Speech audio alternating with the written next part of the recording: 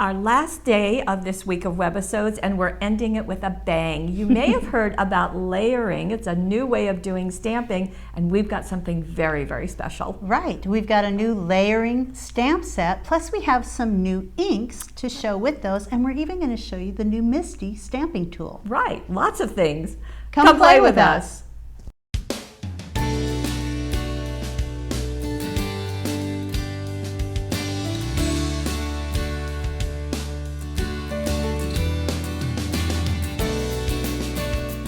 Ta-da! Here they are. We're going to start with the stamp. Okay.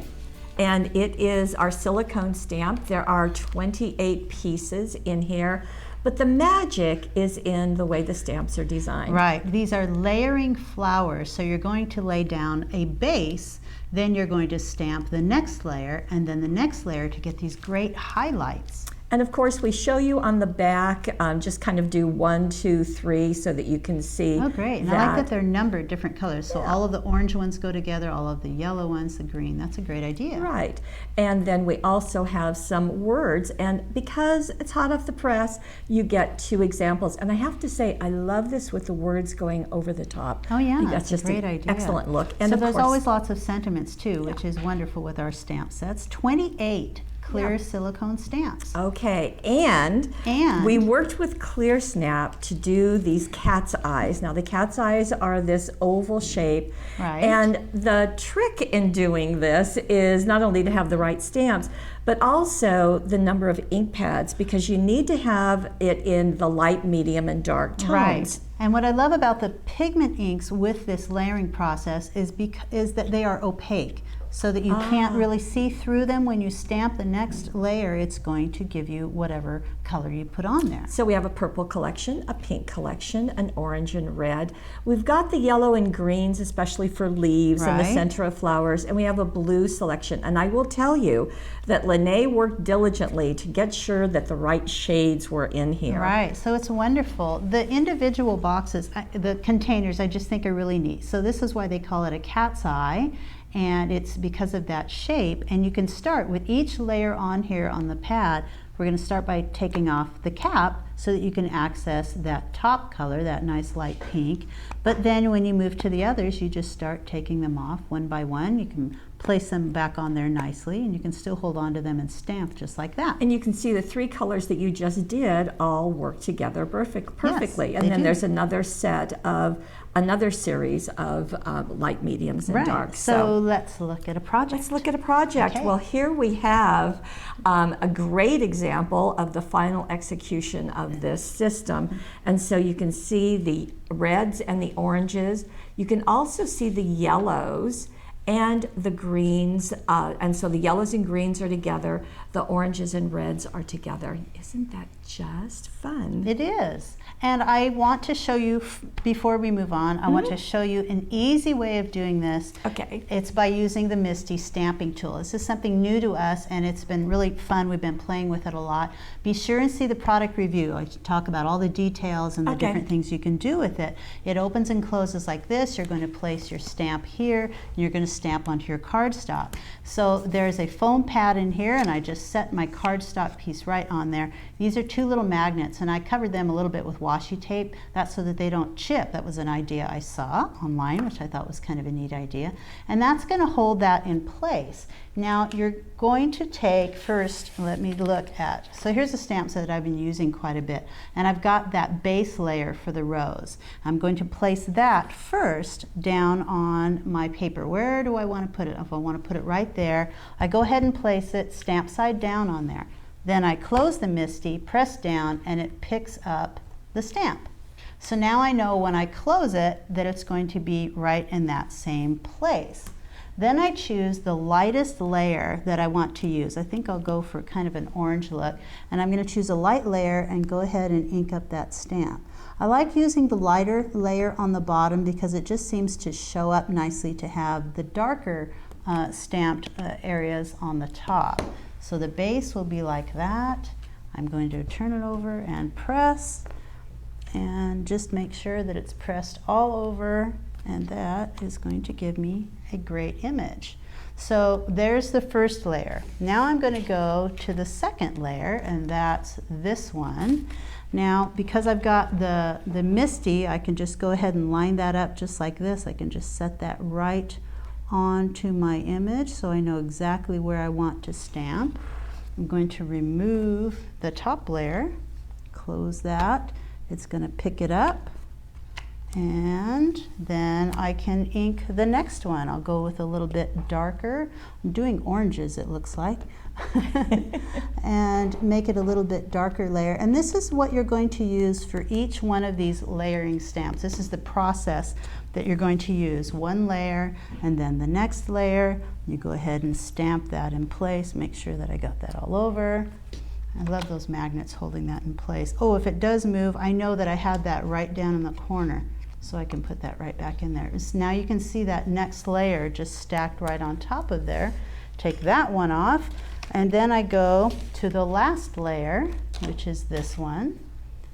And I'm going to set it right up on top here. And you can sort of, I like to line up the edges a little bit. Let's see if I'm getting this right. Am I turning it the right way? There we go. That looks right, right about, there we go, right there. Then I close it up. I love that you can see through them so you know just exactly where you want to place it. And the Misty is great for this. And I'll do that last layer. This is the darkest color. This is the darkest color that I'm going to use. And I'm going to go ahead and stamp that just like so. Lines up perfectly with the Misty. And there you go. Wow. A perfectly stamped, nice. Layered rose. Isn't that a beautiful, beautiful Looks like look? you used a pink on the top. That's it does. pretty. It kind of get pink, but do you notice how the white, which is actually in the background, it sort of shows up, not the white, but that lighter color shows up in the front. With as that well. same set, you could get this effect. Right. So that's what's nice about having those 6 ink pads That's right. all together. All of that one set. I also want to show very quickly, I just want to bring this in. I stamped this one on blue or brown, just on scrap paper, so that if I want to do more roses right next to it, if you bring in the card, you can see that sort of that hidden yellow rose next to it. This is a mask, and you can just place that right on top of there, and then you can start stamping over here, and that will hide that rose behind the edge of that. When you create that remove mask. that when you're done. Yeah, Yes. excellent. In case you're wondering, we did use a design toolkit template. This is number 10. It will be in the gallery also, to create that big label as well as that fun edge right there. So that works nicely. And then we've got a single little flower right at the top there near the fold. And isn't that just really, really, really fun? It's really nice. A beautiful look. I just it's love a great that. look. I love the leaves too, being the steps as well. Yes. Yeah. And here is using the pink and the blue together. Now, as we get in close, I also want to point out that in the center of those flowers, we have used some prills. Now, prills are little round balls. They come from USA Art Quest. And they're very easy to attach. I've actually got Good. just a little stamped rose here. So let's see if we can focus in on that rose. And then I've got the Cosmic Shimmer Specialist acrylic glue. And the reason I like this is because it's got that nice needle nose tip and a little cover for it as well. I'm just going to put a little bit of glue right in the center. I think that's maybe in a couple of different places. And then all you have to do is take your prill, or prills, I guess, and shake them on. And they'll stick wherever you have that glue. And then you can just shake off the ones that you don't move. You can move them around too if you like. And I usually do this in a little tray, I will say that, so that because they are kind of a little hard to capture when they're not glued in place. And that's a nice little accent. And I think I like this idea of putting them on the ends, kind of like little flowers. Yeah, that's so great you've got fun. those in the stamp set also. We've got a little bud right there. But I love that layering effect. Plus, each of those flowers was cut out individually. So when you're all done stamping, then just go ahead and cut out around the edges, and you can just layer those. And oh, the green, did you see the green? There's a little border, and that's a cutaway card, so it's right down on the cut edge. And so here are the green prills, the container. Right, and gluing them on the bottom. It's sort of like fun. a little green grass addition there. These are on the songbird papers. Have you noticed? I love that that look, the pink and the music in the background. But I do love that cutaway. It's a cutaway about an inch just on the front cover. It's such a nice look. And of course the smile is part of that stamp set. Right. Now Debbie did an interesting thing.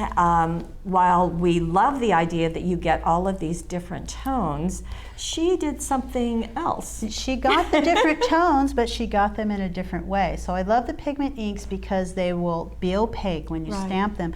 But fluid chalk ink is a little bit more translucent, and so you can sort of see through to the next layer. So we hadn't used it a lot with the layering stamps until Debbie showed us how you can do that. Let's see, I need scrap paper. Oh, that's not exactly scrap paper. Okay, thank you. Scrap paper, and I'm going to start with the bottom layer of the stamp. Remember, it's like a solid layer. The number one. The number one stamp. And I'm going to ink this up, and then I'm going to stamp off just once so that it's not too dark. And then I'm going to stamp onto my cardstock. That makes a nice light layer. Okay. This is kind of a textured paper. That's why that happened. I noticed right away it's picking up the texture, so it's going to leave a little bit of dark. Normally you're not going to get that. Then I move on to the next layer. Same ink pad. Same ink pad. I am not going to stamp off this time. I'm going to line that up with the rose and stamp directly on it. Let's see, get the bottom areas.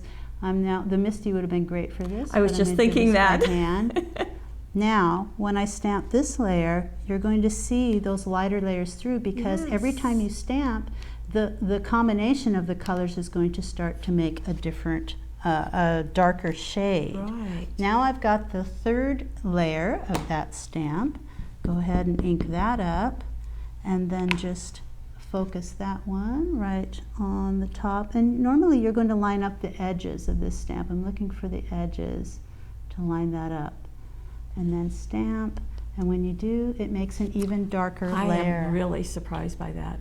Isn't that wonderful? So you can use fluid chalk inks, you can use the pigment inks, which stand out a little bit more, and it's just a great look. And let me show you what Susan has done. This is quite amazing.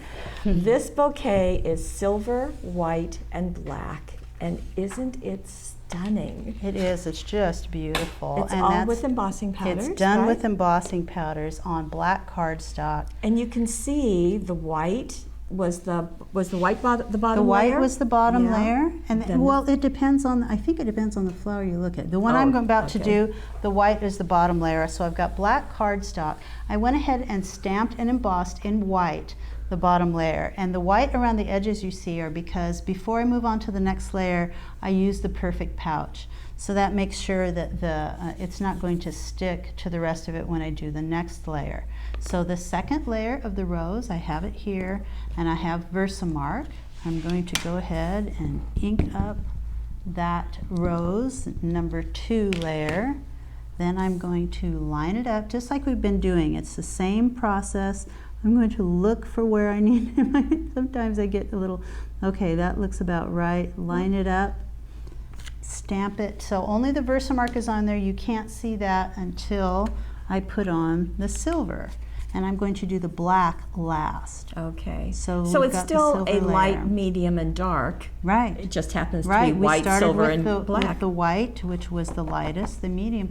Once I heat that, then it's going to melt, and then I'll go ahead and put the stamp, the black layer, and you see the result. There it is. I think that is just amazing.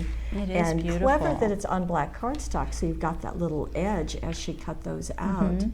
And Susan did a bouquet holder out of vellum. Right. And you're going to show that? Well, this is the first time I've done it, so you can correct me if I do it wrong. I know you've done it before. So I've got, I think, 3.5 inch, look at the gallery, 3.5 inch square.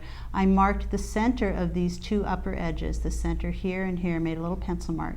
I'm going to, from the point to that pencil mark, I am going to fold this back.